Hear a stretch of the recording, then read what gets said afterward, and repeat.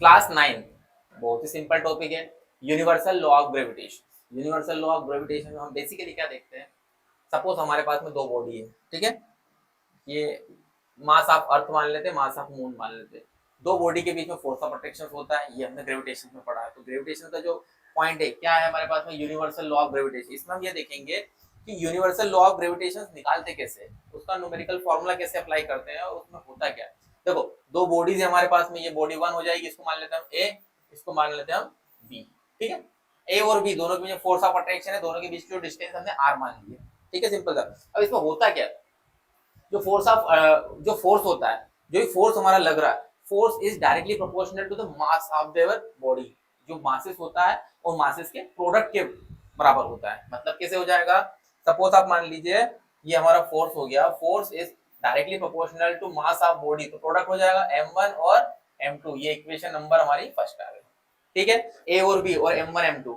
Second हमने बोला है कि जो फोर्स होता है वो इनवर्सली प्रोपोर्शनल होता है square of distance between them. इन दोनों के बीच की जो भी डिस्टेंस होगी उसका स्क्वायर होगा। तो फोर्स क्या हो जाएगा आपका, इनवर्सली प्रोपोर्शनल मतलब 1 अपॉन डिस्टेंस कितनी है, r है, तो r का स्क्वायर हो जाएगा, और ये इक्वेशन नंबर सेकंड।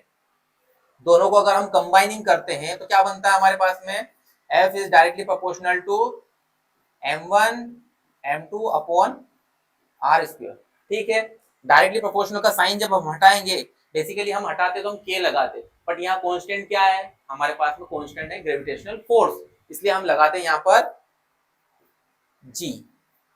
g क्या हमारा ग्रेविटेशनल कांस्टेंट है, m1 और m2 upon r square. Book में आपने देखा होगा तो बुक में ऐसा भी रहता है कि एक m बड़ा कर दिया और एक m छोटा कर दिया, है ना, तो उसमें कोई कंफ्यूजन नहीं, m1 और m2 भी होता है।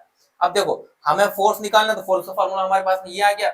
अगर मुझे फोर्स नहीं निकालना, मुझे g की वैल्यू निकालना, तो g यहीं रखने देते हैं, ये क्रॉस मल्टीप्लाई जाएगा f r का स्क्वायर, और ये दोनों अपॉन में आ जाएंगे, m1 m2 आ जाएगा, सिंपल सा। अगर इसकी मुझे यूनिट निकालना है तो यूनिट क्या हो जाएगी इसकी, देखो यूनिट क्या हो जाएगी जी की, फोर्स की क्या होती है न्यूटन, डिस्टेंस की यूनिट होती है मीटर, और यहाँ मीटर स्क्वायर में दे रखी है, और अपॉन में मास है, मास की क्या हो जाएगी यहाँ पर केजी, और ये भी क्या हो जाएगी केजी। तो ये केजी और केजी का स्क्वायर, और newton metre square upon KG का स्क्वायर। अब और शॉर्ट में करना है तो ऊपर भी हम लिख सकते हैं न्यूटन मीटर स्क्वायर, और केजी नीचे से उठ के ऊपर आएगा तो ये हो जाएगा, ठीक है। अब ये जो जी है हमारा, जी क्या है यहाँ पर, ये है हमारा कांस्टेंट, ग्रेविटेशनल कांस्टेंट या यूनिवर्सल ग्रेविटेशनल कांस्टेंट मान लो, एक ही बात है। और इसकी जी की जो वैल्यू होती है वो होती है 6.67 इंटू 10 टू द पावर -11।